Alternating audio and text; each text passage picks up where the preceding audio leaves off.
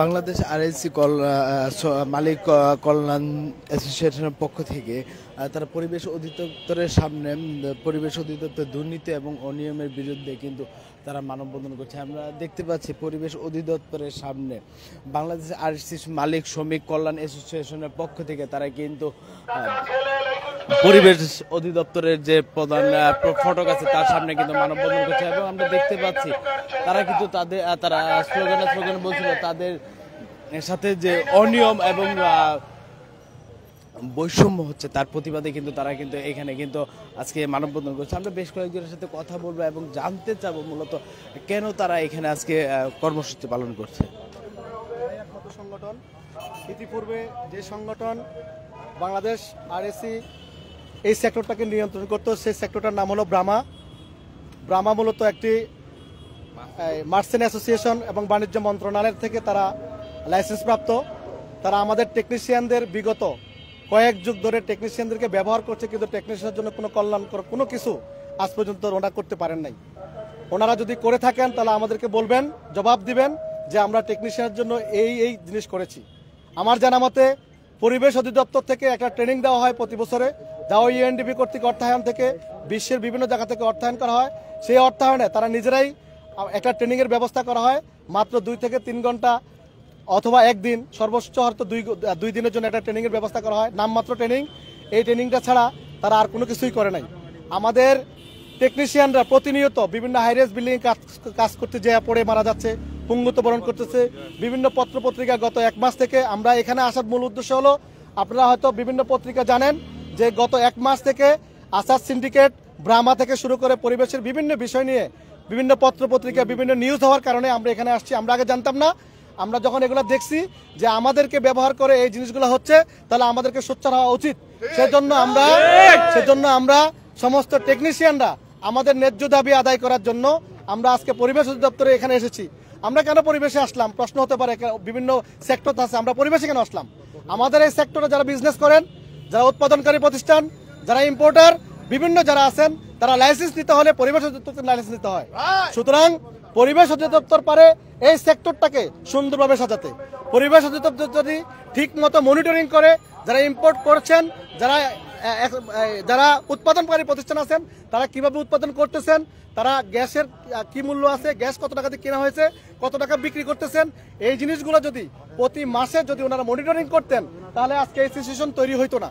আমরা এই পরিবেশ অধিদপ্তরের মাননীয় মহাপরিচালক যিনি আছেন, আমরা মহাপরিচালক থেকে শুরু করে এই দপ্তরের মন্ত্রণালয়ের যিনি প্রধান আছেন এবং বর্তমান প্রধান উপদেষ্টা সহ আমরা এর সাথে যারা সংযুক্ত আছেন প্রত্যেককে আমরা জানিয়ে দিতে চাই যে পরিবেশ অধিদপ্তর যদি চায় আমাদের এই সেক্টরকে 80% ওরা উন্নতি করে দিতে পারে।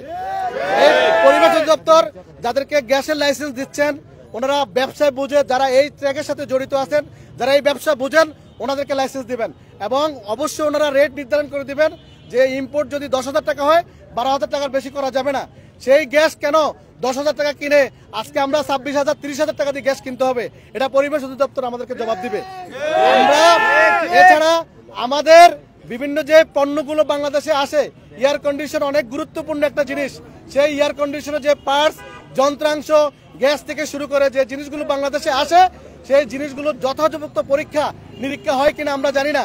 আমরা পরিবেশ অধিদপ্তরের মাধ্যমে জানতে চাই যে প্রত্যেকটা প্রোডাক্ট ওয়েট টেস্ট করে আবার মানুষের ঘরে লাগানো হয় কিনা সেটা দেখতে হবে।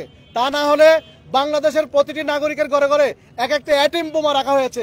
যদি আপনারা পরীক্ষা না করেন, প্রত্যেকটি মানুষ এই এসি দুর্ঘটনাজনিত কারণে তার পরিবারকে হারাইতে পারে, তার মূল্যবান জিনিসপত্র হারিয়ে ফেলতে পারে। তো আমরা চাই পরিবেশ সোচ্চার হবে। পরিবেশ তার এখানে যারা দুর্নীতি করতে আসে, যে সমস্ত দুর্নীতিবাজগুলো আছে, যারা পরিবেশকে ব্যবহার করে আজকে সব জায়গায় কলঙ্ক ছড়াচ্ছে, সে সমস্ত মানুষদেরকে চিহ্নিত করে তাদের লাইসেন্সগুলো বাদ করে দিতে হবে এবং তাদেরকে দুর্নীতির আওতায় নিয়ে এসে তাদেরকে কঠিন শাস্তির ব্যবস্থা করতে হবে। এছাড়াও আমরা আরো কি বলে অনলাইনের মাধ্যমে আপনাদের প্রিন্ট মিডিয়া বিভিন্ন মিডিয়ার মাধ্যমে আমরা জানতে পারলাম যে ইউএনডিপি থেকে বিভিন্ন সংস্থা থেকে যে টাকাগুলো আসে, আমাদের এখানে যারা দুর্নীতিবান কিছু নেতা, দুর্নীতিবান কিছু মানুষ, যেমন আমাদের আসাদ সাহেব সহ আরো অনেকে আছেন, যারা বিভিন্ন জিনিস ব্যবহার করে। আমরা দেখেছি উনি একটা ইন্ডাস্ট্রি দেখিয়েছেন, ওনার 150 কর্মচারী আছে, কিন্তু আপনাদের টিভি চ্যানেলের মাধ্যমে আমরা জানতে পারলাম ওখানে কিছুই নাই, কবুতর বা হাঁস মুরগি, অনেকে জানে যেখানে হাঁস মুরগি পালন করা হচ্ছে। আমরা চাই এ ধরনের মানুষদেরকে শাস্তির আওতায় আনা হোক এবং এই সেক্টরটাকে দুর্নীতিমুক্ত করা হোক। এছাড়াও আমরা আমাদের এই আরএসসি সেক্টরটাকে আমরা স্টেক হোল্ডার হিসাবে পরিবেশ অধিদপ্তরের কাছে আমরা স্মারকলিপি দিচ্ছি। আমরা আমাদের দাবি, আমরা স্টক হোল্ডার হিসেবে আমরা আরএসসিকে চাই এবং আরএসসির প্রত্যেকটা বিষয় আমাদের, যেমন আমাদের মজুরি কাঠামো আমরা পাচ্ছি না, আমাদের টেকনিশিয়ানদেরকে আমরা ঠিকমতো বাংলাদেশের প্রত্যেকটা জায়গায় যখন কোনো কর্মচারী বা কোনো লেবার যখন যায় তখন মিনিমাম একটা রেঞ্জ থাকে 700 টাকা বা 1000 টাকা। দুর্ভাগ্যের বিষয় হলো বাংলাদেশের আরএসসি টেকনিশিয়ানদের 200 টাকা দেওয়া হয়, অথচ তার ভাড়া যায় 400 থেকে 500 টাকা। আমরা এই ধরনের অনেকগুলো সমস্যা থেকে উত্তরণের জন্য আজকে আমাদের এই মানববন্ধন। আমাদের এখানেই শেষ না, আমরা এখান থেকে মাত্র শুরু করেছি। যদি এখান থেকে আমাদেরকে সুন্দরভাবে বিদায় দেওয়া হয়, আমাদের দাবিগুলো যদি এখান থেকে পূর্ণাঙ্গভাবে মেনে নেওয়া হয়, তাহলে আমরা ভবিষ্যতে এ ধরনের বড় ধরনের কোনো আন্দোলনের মধ্যে আমরা যাব না। যদি আমাদেরকে এখান থেকে তাড়িয়ে দেওয়া হয় বা আমাদের যে যৌক্তিক দাবিগুলো আছে এগুলো যদি মেনে নেওয়া না হয়, তাহলে পরবর্তীতে আমরা সুদূর প্রসারী পরিকল্পনা নিয়ে বড় ধরনের আমরা আন্দোলনে নামতে পারি। কারণ আপনাদেরকে জানানো উচিত, বাংলাদেশে আমরা এই মুহূর্তে লক্ষ লক্ষ টেকনিশিয়ান আছি। আমরা বাংলাদেশের অর্থনৈতিক কাঠামোকে চাঙ্গা করে রাখছি, কারণ আমরা হাতে কাজ জানি, আমরা কোনো অকিজু না। আমরা আমাদের দক্ষ টেকনিশিয়ানের মাধ্যমে এদেশের অর্থনৈতিক চালিকা শক্তিতে আমরা অবদান করে রাখছি এবং আমাদের প্রতি বছর লক্ষ লক্ষ টেকনিশিয়ান আমরা কাজ শিখে বিদেশে পাঠাচ্ছি, সেখান থেকে রেমিডিয়েট জানছে, অথচ কেউ জানে না, প্রিন্ট মিডিয়া জানে না, মানুষ জানে না, এদেশের মানুষ জানে না আমরা কি করতেছি।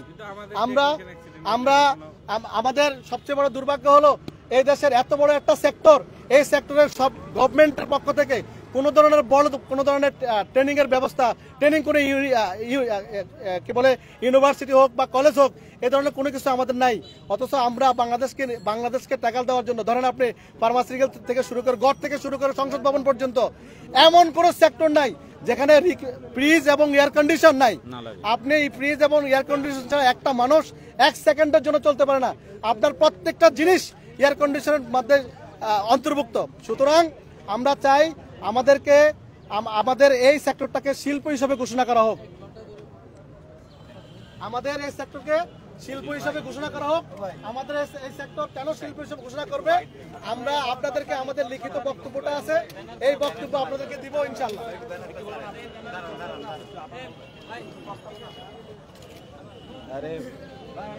দর্শক শুনছিলেন, তারা বলছিল যে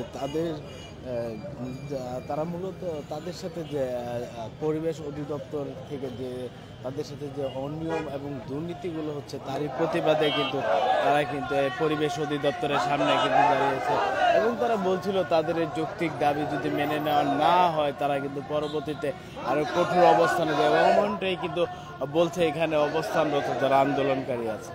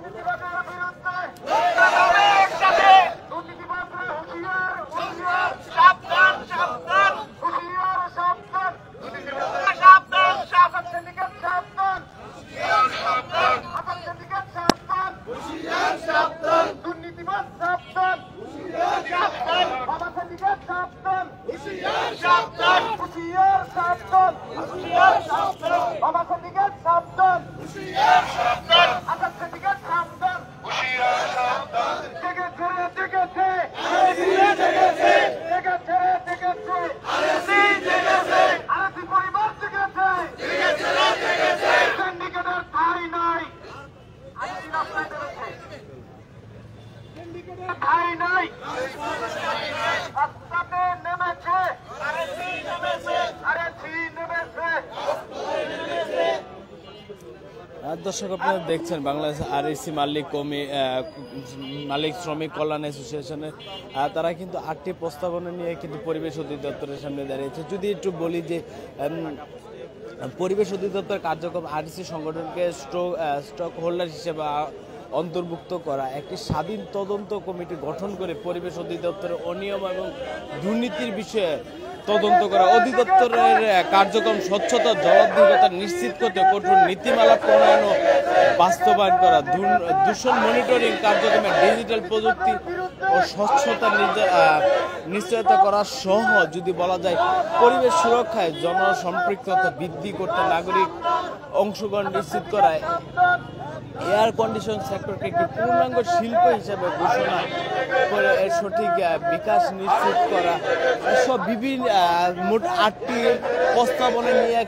প্রস্তাবনা নিয়ে কিন্তু তারা কিন্তু পরিবেশ অধিদপ্তরের সামনে কিন্তু অবস্থান করছে এবং বলা যেত মানববন্ধন করছে এবং তারা বলছিল তাদের এই যৌক্তিক দাবি যদি মেনে নেওয়া না হয় তারা কিন্তু পরবর্তীতে আরো কঠোর কর্মসূচি পালন করবে বলছে এখানে অবস্থানরত যারা আন্দোলনকারী আছে। আমরা কয়েকজনের সাথে একটু কথা বলবো এবং জানতে চাবো মূলত কেন তারা এখানে আজকে অবস্থান করছে। একটু বলবেন যে আজকে এখানে আপনারা দাঁড়িয়েছেন কেন? এটা দাঁড়ানোর উদ্দেশ্য হচ্ছে আসলে ভোক্তার যারা আছেন তাদের অধিকারের জন্য দাঁড়ানো হয়েছে। একটু তো ভোক্তার অধিকারটা হচ্ছে আসলে আরএসসি কোম্পানি তারা যে কাজটা করে তাদের যে গ্যাসটা দরকার সেই গ্যাসের দামটা বৃদ্ধির কারণে তাদের কাজকর্মগুলো হচ্ছে ধীরগতিতে চলে আসছে। তো এই ধীরগতিটা যেন কাটায় উঠতে পারে সেই উদ্দেশ্যে আজকে এখানে আমরা দাঁড়াইছি। দর্শক শুনছিলেন উনি বলছিল যে আরএসসির যে পণ্য আছে তার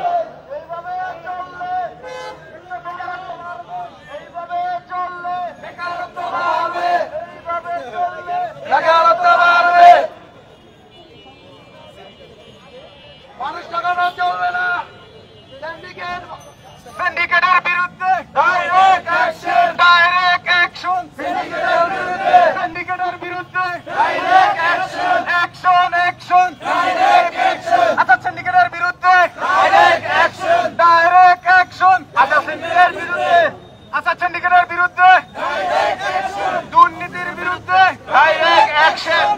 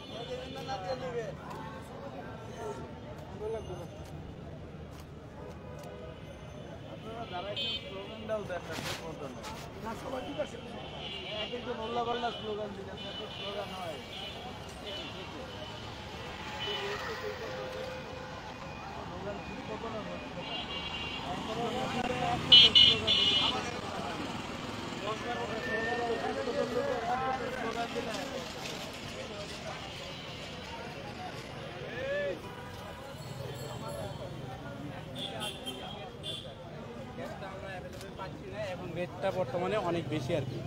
এই জন্য আমরা চাচ্ছি যে সিন্ডিকেটটা ভেঙে আমাদের যে সঠিক মূল্য গ্যাসের সেই রেটে আমরা যাতে গ্যাস পাই। এই জন্য এখন গ্যাস বর্তমানে 8,000 টাকার গ্যাস, 7,000 টাকার গ্যাস, 13,000, 14,000 এবং হচ্ছে 9,000 টাকার গ্যাস, 25,000, 26,000 এরকম বর্তমান রেট আছে। এটা শুধু এসির কাজে ব্যবহার হয়, এসি ফ্রিজ কাজে ব্যবহার হচ্ছে। এগুলো আসলে টেকনিশিয়ান হচ্ছে ওয়ার্কশপ এবং দোকান এগুলোতে আসলে কিনে আর কি, টেকনিশিয়ান লেভেলের লোকজন কিনে। এখানে সিন্ডিকেট হওয়ার কারণে রেটটা অনেক বেশি আর বর্তমানে। দর্শক শুনছিলেন বলছিল যে আরএসসি গ্যাসের যে মূল্য সেটা কিন্তু প্রায় দ্বিগুণ দামে কিন্তু তাদের ভোক্তাদের কিনতে হচ্ছে, এমনটি কিন্তু তারা বলছিল। এবং মূলত এরই প্রতিবাদে কিন্তু তারা আজকে পরিবেশ অধিদপ্তরের সামনে আজকে অবস্থান করছে।